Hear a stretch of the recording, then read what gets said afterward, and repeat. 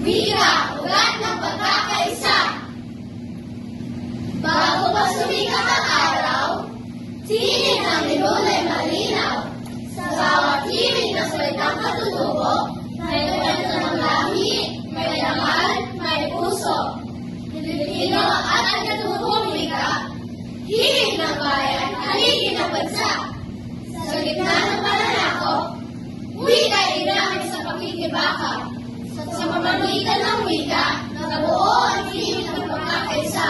Sa kagayahan, kamahalan at lansangan, wika ay dapat itaguyod at ipaglaban.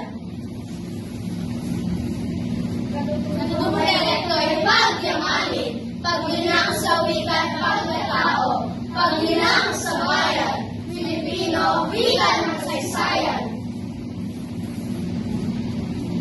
Wika ng kultura, wika ng pagkakaisa, isang bayan, isang diwa, isang wika, tungo sa masagatang na bansa.